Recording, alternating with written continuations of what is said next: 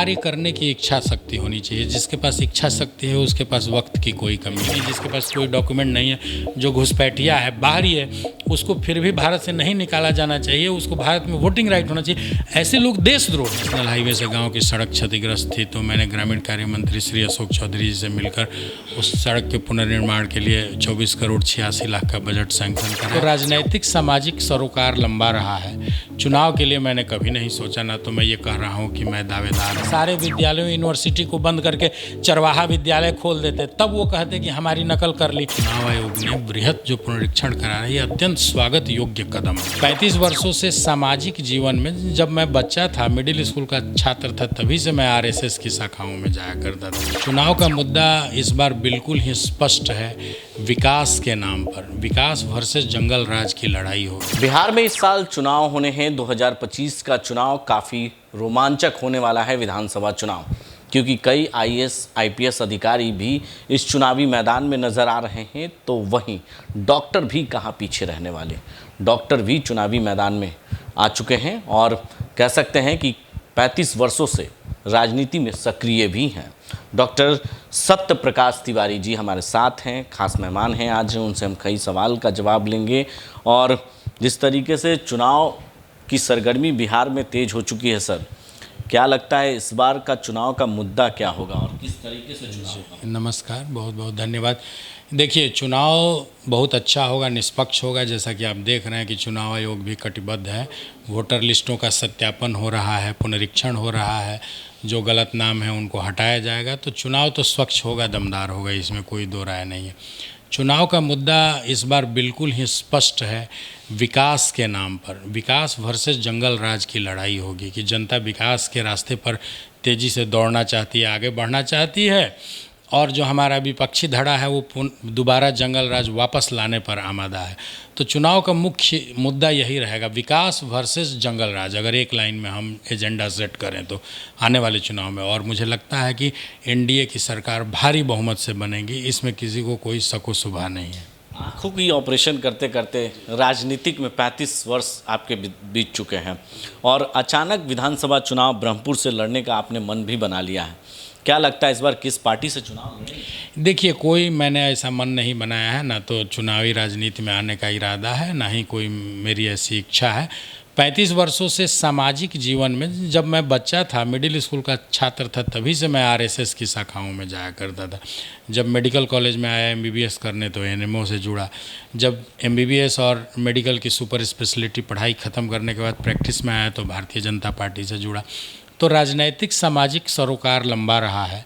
चुनाव के लिए मैंने कभी नहीं सोचा, ना तो मैं ये कह रहा हूँ कि मैं दावेदार हूँ और चुनाव लड़ना है। कार्य करता हूँ। जहाँ तक आपने ब्रह्मपुर की बात की, तो वो मेरा गृह क्षेत्र है। वहाँ मैं जन्मा पला बढ़ा। मैंने हाई स्कूल की पढ़ाई वहीं से की।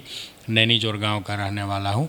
अब वो मेरा स्वाभाविक क्षेत्र है, तो लोग ऐसा कहते हैं कि ब्रह्मपुर से चुनाव लड़ना है। चुनाव लड़ना या दावा करना कि जिस पार्टी से हम जुड़े हैं, भारतीय जनता पार्टी, उसमें वो किसी कैंडिडेट का विशेषाधिकार नहीं होता। वो पार्टी है, सिस्टम है, पार्लियामेंट्री बोर्ड है, वो जिसे आदेश देता है वो चुनाव लड़ता है।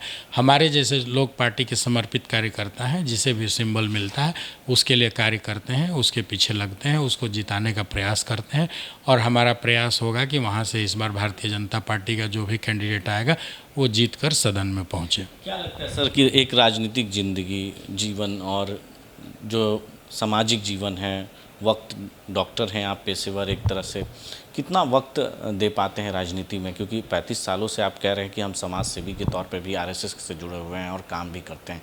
अभी हमने आपने फ़ोन पे बातचीत करते हुए सुना जिस तरीके से कि आप फ़ोन पर भी जो है अपने गांव की अपनी समस्याओं को समाधान कर रहे हैं, चापाकल, एलईडी लाइट वगैरह, सोलर लाइट वगैरह लगवा रहे हैं। तो कितना वक्त दे पाते हैं? क्योंकि अचानक अगर पेशेंट आ जाए और पेशेंट को भी देखना है तो ये वक्त। देखिए, कार्य करने की इच्छा शक्ति होनी चाहिए। जिसके पास इच्छा शक्ति है उसके पास वक्त की कोई कमी नहीं है, और जिसे कुछ नहीं करना है वो अपने व्यक्तिगत जीवन में कुछ नहीं करेगा, फिर भी दिन भर पड़ा रहेगा और कुछ कर नहीं पाएगा। तो यहाँ मरीजों की सेवा करते हैं दिन भर, और जब यहाँ का कार्य समाप्त करते हैं तो जन सेवा के लिए समर्पित होता है समय। जैसा कि आप जो सुन रहे थे वो हम तो कोई प्रतिनिधि नहीं है, कोई सरकारी अधिकारी भी नहीं है। हमारा कार्य प्राइवेट कंपनियों के जो CSR फंड होते हैं, कॉरपोरेट सोशल रिस्पॉन्सिबिलिटी, जैसे एरिस्टो फार्मा है, बिहार की ही बड़ी दवा कंपनी है, उसके CSR फंड से मैंने अपने क्षेत्र के अनेक पंचायतों में सोलर लाइट और चापाकल लगाने का किया है, मुफ्त एम्बुलेंस सेवा। इसके अतिरिक्त जैसे हमारे नेशनल हाईवे से गांव की सड़क क्षतिग्रस्त थी, तो मैंने ग्रामीण कार्य मंत्री श्री अशोक चौधरी जी से मिलकर उस सड़क के पुनर्निर्माण के लिए 24 करोड़ 86 लाख का बजट सैंक्शन कराया। गांव में कभी बिजली की समस्या है तो ट्रांसफार्मर चेंज कराना, वायर चेंज कराना, तो इस तरह के छोटे मोटे कार्य दिन प्रतिदिन चलते रहते हैं। क्षेत्र के लोग जो भी समस्या बताते हैं, मैं अपने प्रयास से हल करने का कोशिश करता हूं, और इसमें जहां तक सफलता मिलती है मैं लोगों को राहत पहुंचाता हूं। अस्पतालों में भी आप देखें कि फ़ोन कर रहे थे एक एम्स के मरीज को जो कैंसर पीड़ित है, 10 लाख की उसकी ज़रूरत है, आपने उनको मदद करने के लिए आपने कदम भी आगे बढ़ाए। जी, एक हमारे क्षेत्र का ही एक बच्चा है जिसे ब्लड कैंसर है, तो उसका पहले बोन मैरो ट्रांसप्लांट कराया।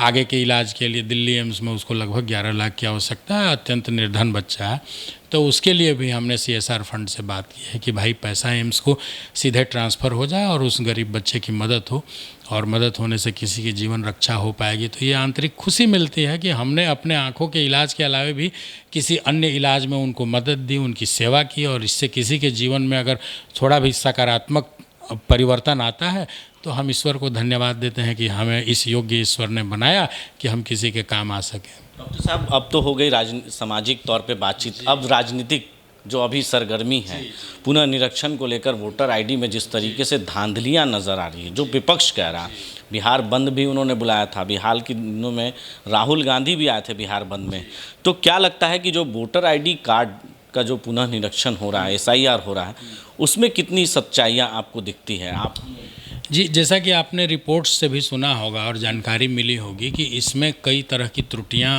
पाई गई थी, और इसके इंटेंसिव जो पुनरीक्षण है उसका चुनाव आयोग ने निर्णय लिया। पाया गया कि कई जगह 100 आदमी रहते हैं, 124 आधार कार्ड हैं, 130 वोटर कार्ड है, तो आखिर ये एक्स्ट्रा लोग कहाँ से आ गए? जनसंख्या 100 की है और 125 लोग वोटर है। इन समस्याओं को देखते हुए चुनाव आयोग ने बृहत जो पुनरीक्षण करा रही है, अत्यंत स्वागत योग्य कदम है। इससे जो भी बहुत सारे ऐसे भी लोग हैं कि कोई धांधली नहीं है, कोई मृत हो गए हैं पिछले 5 साल 10 साल से, लेकिन उनका नाम नहीं कट पाया है। कहीं NRC तो नहीं करवा रहे? देखिए, अगर NRC भी हो तो हमारा बैकडोर हम क्यों करेंगे? हमारा खुला एजेंडा है भाई। जो भारतवर्ष किसी घुसपैठिए की शरणागत नहीं बनेगा। भारतवर्ष के लोगों का देश है। यहाँ कोई अनैतिक तरीके से, अनधिकृत तरीके से यहाँ रह रहा है तो उसको बाहर निकाला जाएगा। या बैकडोर की बात क्यों कर रहे हैं? सरकार जगह जगह पहचान करके बांग्लादेशियों को, रोहिंग्यों को बाहर किया जा रहा है, और एक एक को निकाला जाएगा। अगर विपक्ष हम पर आरोप लगाता है कि ये बैकडोर से NRC, मैं बोलता हूँ कि NRC तो सरकार ने सीधे CAA कानून लाया, और आगे हमारा ये घोषित एजेंडा है कि हम NRC भी लागू करेंगे देश में, जब आम सहमति बनेगी। क्योंकि देश में, हमारी देश की अपने आप में जनसंख्या 140 करोड़ है, और इस देश में बाहरी तत्व आते हैं, घुसपैठ करते हैं, जगह जगह ज़मीनों पर और हाईवे पर और रेलवे की ज़मीनों पर कब्जा करते हैं, बाद में वो आपराधिक गतिविधियों में संलिप्त होते हैं। वैसे ही लोग गलत तरीके से आधार कार्ड, वोटर कार्ड बनाकर वोटिंग भी करते हैं, और ऐसे ही गलत लोग फिर सरकार में प्रतिनिधि भी चुन के भेजते हैं। इससे भारत को एक गंभीर खतरा है। ऐसे एक एक व्यक्ति की पहचान कर बाहर किया जाना चाहिए। यह हमारा खुला चैलेंज है कि भाई हम क्यों नहीं करेंगे। जहाँ तक चुनाव आयोग की बात है, चुनाव आयोग किसी को बाहर देश से नहीं निकालेगा।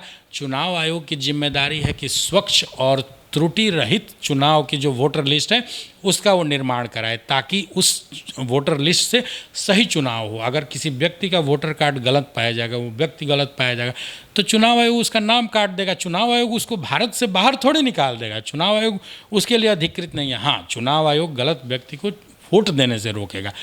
बाद में उस व्यक्ति को पाया जाएगा कि अगर वो घुसपैठिया है तो क्यों नहीं भारत सरकार उसे निकालेगी। और जो लोग, जो भी विरोधी दल के लोग या कोई भी व्यक्ति ऐसा कहता है कि नहीं, जिसके पास कोई डॉक्यूमेंट नहीं है, जो घुसपैठिया है, बाहरी है, उसको फिर भी भारत से नहीं निकाला जाना चाहिए, उसको भारत में वोटिंग राइट होना चाहिए, ऐसे लोग देशद्रोही हैं। मेरा तो यही मानना है कि देशद्रोह कि हमारे संसाधनों पर कोई कब्जा करके बैठ जाए। हमारे देश की सरकार को वो तय करे, वो भारत का नागरिक नहीं है, उसे भारत की अच्छाई से, भारत के विकास से, भारत के मान सम्मान से कोई सरोकार नहीं है। वो व्यक्ति एक जोंक की तरह इस देश से चिपका हुआ है, इस देश के संसाधनों को चूस। हमें ये बातें क्यों नहीं समझ में आई? लोकसभा चुनाव के वक्त जब प्रधानमंत्री को चुनना था, उस वक्त आपने ये काम क्यों नहीं किया? ये काम हमारा नहीं है, ना ही हम कर रहे हैं, ना हमारी पार्टी कर रही है। ये काम चुनाव है। विपक्ष कह रहे हैं साजिश के तहत। विपक्ष के पास जब कोई मुद्दा नहीं है तो विपक्ष कुछ न कुछ तो कहेगा। ये कार्य चुनाव आयोग का है। चुनाव आयोग को जब भी लगता है इस तरह के पुनरीक्षण हुआ करते हैं वोटर लिस्ट का, पहले भी हुए हैं, ऐसा नहीं है कि सिर्फ आज हो रहा है। कभी छोटे स्तर पर होता है, कभी बड़े स्तर पर होता है, लेकिन वोटर लिस्ट जो है उसका समय समय पर पुनरीक्षण होता ही है। जो नाम जुड़ते भी हैं, कटते भी हैं। जो नए लोग 18 वर्ष की उम्र पार करते हैं उनका नाम जुड़ता है, जो मृत हो जाते हैं उनका नाम कटता है, जो स्थानांतरित हो जाते हैं उनका नाम कटता है। इस बार ये भी क्लॉज जुड़ा है कि भाई जो गलत तरीके से वोटर लिस्ट में आ गए हैं, जो भारत के नागरिक ही नहीं हैं, उनका भी काटा जाएगा।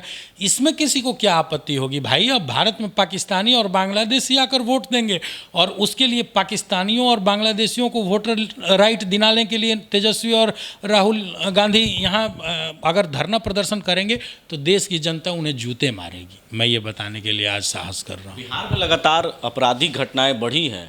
क्या इसे गुंडा राज कहा जा सकता है? जिस तरीके से जंगल राज आप लोग नाम दे रहे हैं, अभी पटना के पारस सबसे बड़े अस्पताल में घुसकर अपराधियों ने सुबह के वक्त 7:30 बजे के आसपास जो है अपराधियों ने 2 तल्ले पे जो मरीज एडमिट थे वो भी अपराधी छवि के थे, लेकिन उनकी हत्या कर दी गई। जी देखिए, ये कानून व्यवस्था की स्थिति नहीं चरमराई है, मैं ये नहीं मानता हूँ। हाँ, ये ऐसी घटनाएं जरूर दुर्भाग्यपूर्ण है। जो मृतक हैं वो खुद सजा याफ्ता हैं, उन्हें फांसी की सज़ा ऑलरेडी हो चुकी है। वो एक अत्यंत कुख्यात अपराधी रहे हैं और उनका कोई ऐसा चरित्र नहीं रहा है। ये प्रथम दृष्टया ये गैंगवार की घटना प्रतीत हो रही है कि आपसी गैंग की लड़ाई में उनकी जान गई है। लेकिन अगर ऐसा भी हो रहा है राजधानी में, ऐसे सेंसिटिव इलाके में, तो ये चिंता की बात है। लेकिन पुलिस प्रशासन इसके लिए सजग है।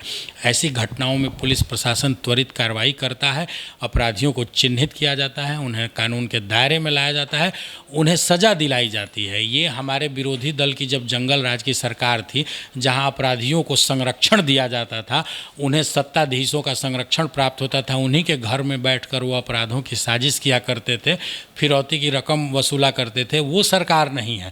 अपराध की घटनाएं चिंताजनक जरूर हैं, लेकिन इसकी चिंता करने के लिए प्रशासन चुस्त दुरुस्त है और ऐसी घटनाओं पर लगाम लगाने के लिए प्रशासन कटिबद्ध है और ऐसे अपराधियों को बख्शा नहीं जाएगा, उन्हें कानून के दायरे में लाया जाएगा। लगता नहीं कि विपक्ष की आप कॉपी कर रहे हैं? अभी सरकार ने 126 यूनिट बिजली फ्री दे दिया है।